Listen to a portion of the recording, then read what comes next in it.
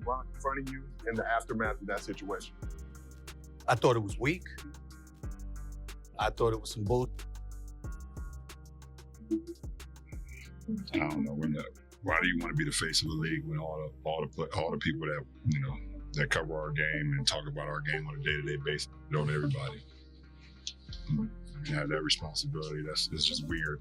It's weird energy from the people that LeBron James and Stephen A. Smith just had a fiery face-off, and it's got the whole world buzzing. The NBA icon caught up with the bold commentator courtside, and trust me, it wasn't no casual conversation. LeBron was heated over some comments Stephen made about his son, and he wasn't holding back. As expected, Stephen being Stephen took the heat straight to the streets, calling out LeBron on every platform he could, and just when everyone thought the drama couldn't get any juicier, 50 Cent stepped in with his own take, and LeBron ain't holding back. So what really went down between LeBron and Stephen A? And did Stephen A just reveal himself as the true instigator? Let's break it down. The greatest shooter God has ever created put on an absolute show, 56 points. We were supposed to be celebrating that.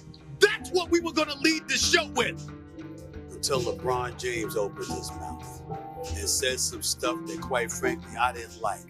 Oh, I can't wait to start today's show with that. So things got real intense between LeBron James and Stephen A. Smith during the recent LA Lakers game against the New York Knicks at Madison Square Garden. Smith was chilling courtside, doing his thing, when LeBron rolled up on him, and it was clear he wasn't there for a friendly chat. Turns out, LeBron was heated over some things Smith said about his son, Bronny James. Apparently, the sports radio host felt like Smith was only making waves in the game because of his pops during a First Take segment back in January. I'm really trying to be as respectful as I possibly can be towards LeBron James.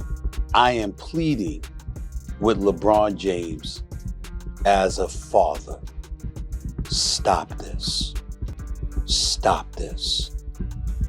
We all know that Bronny James is in the NBA because of his dad. The first game of the season, opening night, the Griffeys in attendance, father-son duo playing in an NBA game for the first time, an absolutely positively wonderful story.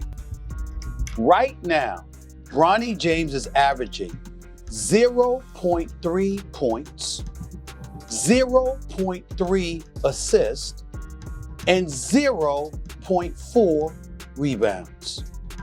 You know what people are saying. Of course, LeBron wasn't having it with Smith's comments, so he stepped up man to man and got right in his face. Now, honestly, that should have been the end of it. But Stephen A. ain't exactly the type to keep things quiet. His thing is ruffling feathers, and as expected, he didn't let it go. Less than 24 hours later, he hit back on ESPN saying, "That was LeBron James coming up to me, unexpectedly, I might add, to confront me about making sure that I mind what I say about his son. I can't repeat the words because they ain't suited for FCC airwaves." And unfortunately for LeBron, that was just the beginning. Stephen A. then pulled up in Gil's Arena and broke down the whole confrontation. He took aim at the NBA star for how he handled the whole thing, straight up calling him weak. What do you make of LeBron confronting you in the aftermath of that situation?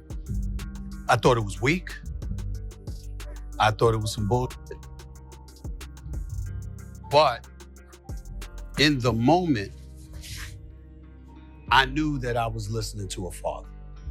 Here's what happened. I'm represented by William Morris Endeavor. The founder of William Morris Endeavor, Ari Emanuel, had courtside seats right next to the Lakers bench. He had Larry David with him, star of Curb Your Enthusiasm.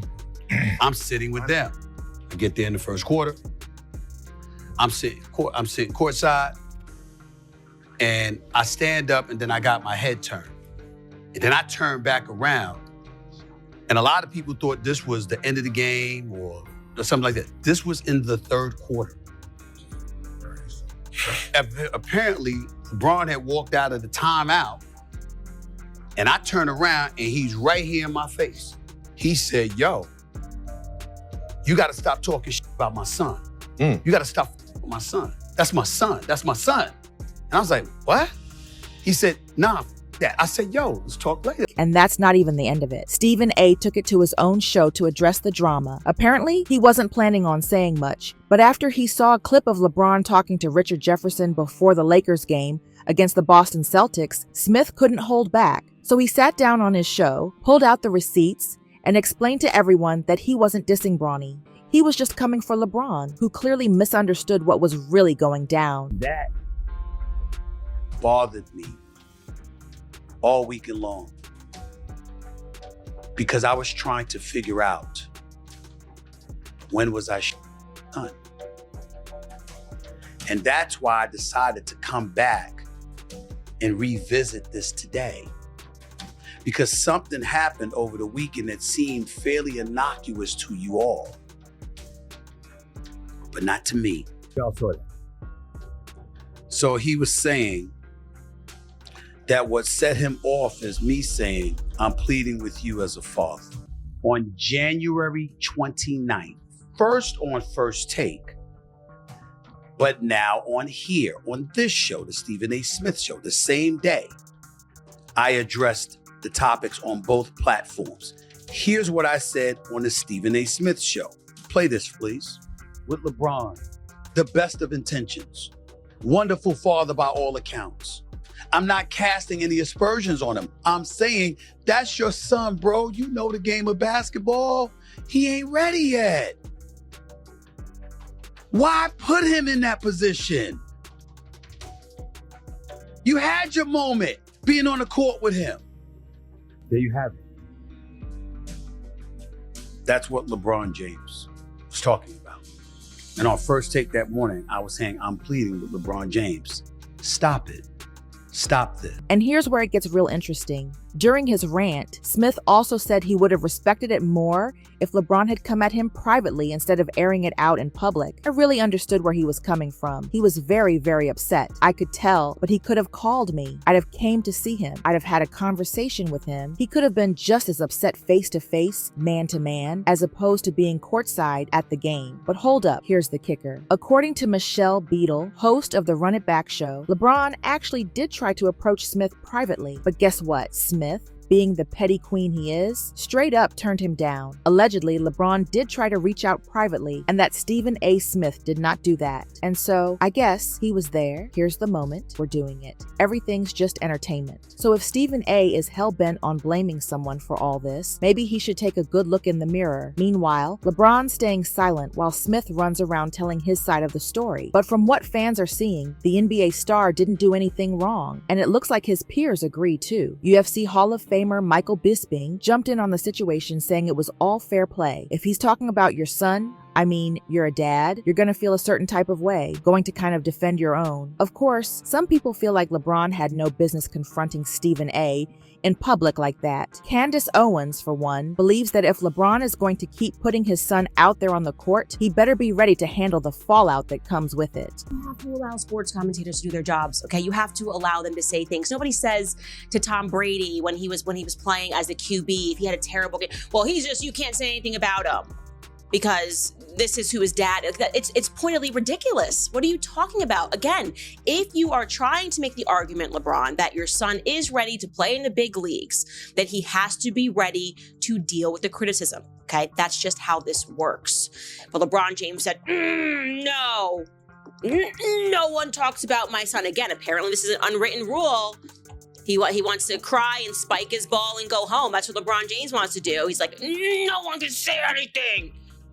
I own this league. I've scored so many points. He's just crying like a little baby. This is pointedly ridiculous. A big old man crying like a baby, trying to protect the feelings of his son. What is he learning in life from you? Love LeBron, but Stephen A. said what everyone else thought. No diss to Bronny, but he wasn't ready to play in the NBA. and more than likely was encouraged to join early for the whole father-son thing. But someone should have told LeBron that's not worth putting your child's development at risk. Who cares about the father-son narrative when the son isn't performing well? Isn't there more glory and benefit in having your son at his best in the NBA, even if you don't get to play beside him? LeBron is a crybaby. He is the one who wanted Bronny in the NBA with the real players. NBA players are critiqued every day. He needs to get over it. His son isn't special or above anyone else. However, some people think LeBron did nothing wrong. Good for LeBron. Stephen A has been talking reckless for a long time now. LeBron is entering his DGAF era, and he's checking the losers who have become multimillionaires off hating on him, and now his family. As he should, Stephen has been hating on his son for months straight, but has no energy for all the other first-round draft picks that haven't lived up to their potential. Who was the #1 pick? Yeah, nobody knows, because talking about him doesn't keep the lights on at ESPN. And honestly, these folks aren't too far off the mark, because Stephen A has a long history of ruffling feathers. Just look at how he went after Kyrie Irving not too long ago. We are witnessing one of the most delusional athletes in American history. He's lost. Do you think that Kyrie is worth all of this drama? No, he's not. He's not worth it at all. A matter of fact, let me say this straight up. And FYI, Stephen A later admitted that the only reason he came for Kyrie like that was because of his own personal issues. And honestly, people are getting fed up with Smith's antics, especially LeBron, who made sure to call out the sports commentator just a few days ago. After the Lakers' 9-point win over the Timberwolves in LA last night, where LeBron put up 33, 17, and 6, he addressed the face of the league convo regarding Anthony Edwards taking the torch. And already said he don't want it. Yeah, and say he ain't trying to deal with it. And I mean, Channing Frye said it the other day too. Like, I mean, it's unfortunate, but like, I don't know. Why do you want to be the face of the league when all the people that that cover our game and talk about our game on a day-to-day basis on everybody? Have that responsibility. It's just weird. It's weird energy. So yeah, it doesn't look like LeBron and Stephen A are going to be sharing a room anytime soon. And it's not just LeBron. Smith also mentioned that some NBA players have cut him off because of his antics. According to him, as a matter of fact, I heard that not many, not all, but a few players were upset with me about that. I think one player in particular was Draymond Green, who I haven't spoken to since and has no desire to speak to me, primarily because of this, I suppose. That said, LeBron's agent, Rich Paul, had some bad news for the fans. According to him, LeBron and his team have moved on from the heated confrontation. He said, "I didn't think it was much, but as adults, you try to handle things the best way possible, so I was glad they were able to move on." But it's tough. Anytime you have media platforms, and there's so many today, and these guys, as much as they critique, sometimes it can be felt as if it's a little bit more than that. So there's a balance there to try to maintain. I just try to focus on the business of it and keep the personal stuff away. But sometimes you have those things. But we have moved on. It was a dust up, and we moved on. Now, Paul might be downplaying the whole controversy to keep things calm, but fans are really hoping that's not the case, because there are plenty of people who want to see Stephen A get humbled again. Then again, Stephen's been milking this situation for all it's worth, so maybe it's smarter not to give him any more ammo. As for 50 Cent, he hasn't weighed in on the situation yet, but a lot of people are betting he'll side with LeBron. Honestly, 50's pretty unpredictable when it comes to stuff like this, but he has had LeBron's back a few times in the past. When Julius Erving left LeBron off of his list of all-time top 2 NBA teams, 50 decided to dish out some lessons. He said Erving's comments sound like some old haters, and it takes a lot of work and talent to be LeBron James. If that wasn't true, we would have 3 or 4 of him. We only got 1. But what do you think? Was LeBron just acting like a protective father? And did Stephen A step out of line with his comments? Let us know your thoughts in the comment section below, and don't forget to check out the next video.